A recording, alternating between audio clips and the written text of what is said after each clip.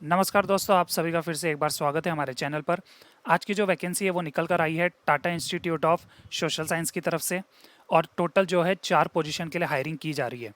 Field investigator interns, civil overseer officer, data operator, analysis officer and field investigator.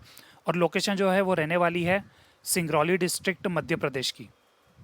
और ये जो application है आप इसको इंटर्नशिप भी कंसिडर कर सकते हो, क्योंकि जो है ये सिर्फ 2 मंथ के लिए ही हायरिंग की जा रही है और एक्सटेंड हो सकती है कैंडिडेट के परफॉर्मेंस के बेसिस पे।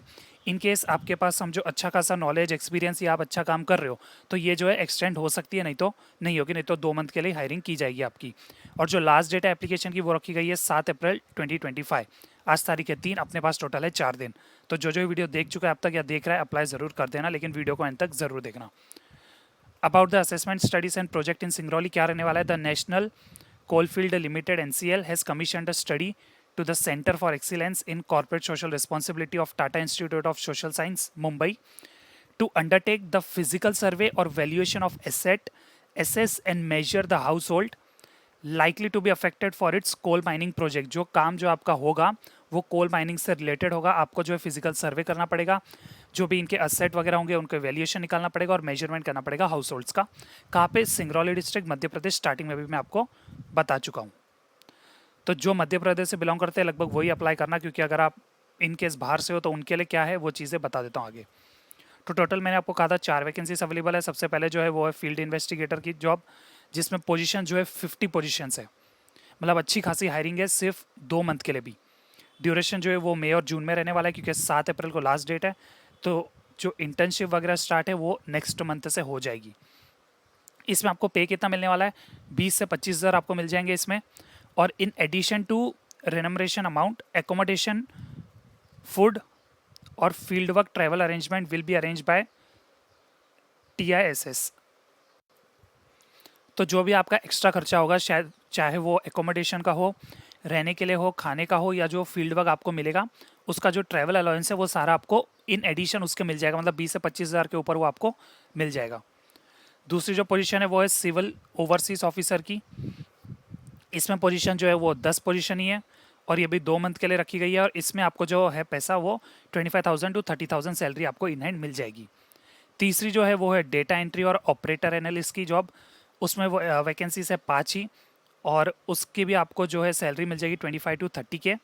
और जो सबसे लास्ट है वो है फील्ड कोऑर्डिनेटर की जॉब, वो पोजीशन एक ही रखी गई है और उसका जो आपको पे मिलने वाला है वो 40,000।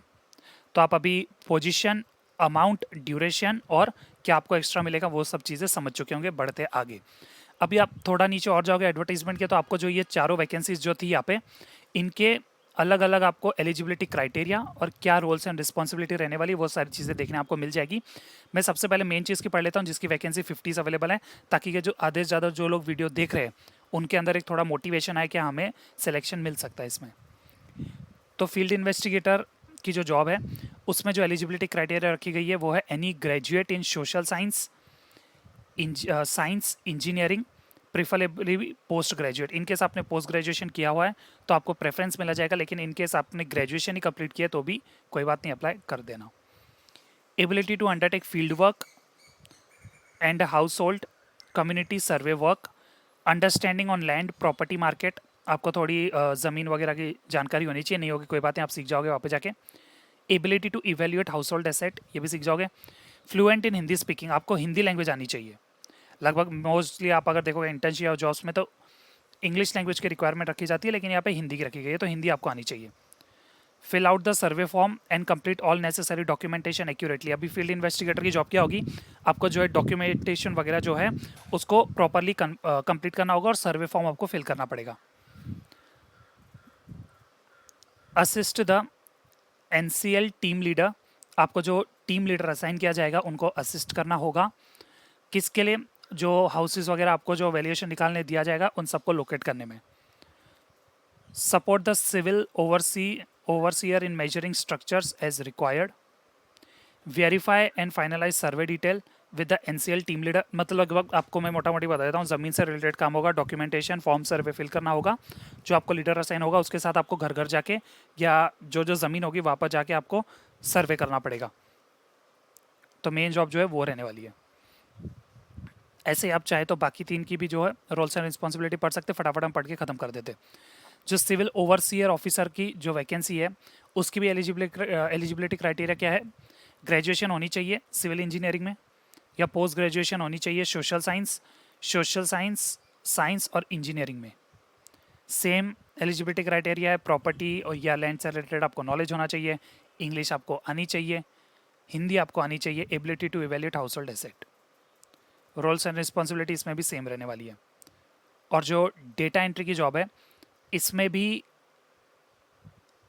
जो ग्रेजुएशन की क्राइटेरिया है वो सेम है। उसके अलावा आपको कंप्यूटर चलाना आना चाहिए और आपको MS ऑफिस, वर्ड, एक्सेल से रिलेटेड आपको नॉलेज होनी चाहिए। मिनिमम जो आपकी टाइपिंग स्पीड है वो रहनी चाहिए 30 वर्ड्स पर मिनट।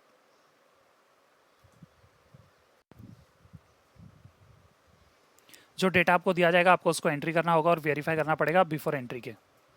फील्ड कोऑर्डिनेटर की जो जॉब है उसमें एजुकेशन जो है क्राइटेरिया वो सेम रखी गई है, लेकिन 55% आपको जो है मार्क्स आपके ग्रेजुएशन में पोस्ट ग्रेजुएशन में मिला होना चाहिए। प्रोफिशिएंसी इन हिंदी लैंग्वेज आपको आनी चाहिए। Maintain comprehensive documentation for data intake, processing, analysing and reporting. Strong understanding होनी चाहिए आपको सोशल, पॉलिटिकल और गवर्नेंस एक्सपेक्ट की, और मल्टीटास्किंग आपके अंदर होनी चाहिए।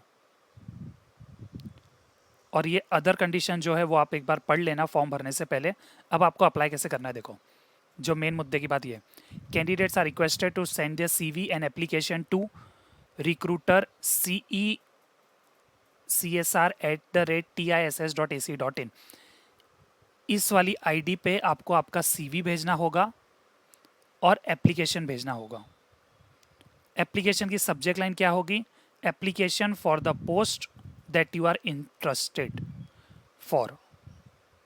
तो आपको लिखना है application for the post of field coordinator, data entry operator and analyst, civil overseer officer या फील्ड इन्वेस्टिगेटर इंटर्न, जो आपकी एलिजिबिलिटी क्राइटेरिया में बैठता है या तो फिर जिसमें आप इंटरेस्टेड हो वैसा।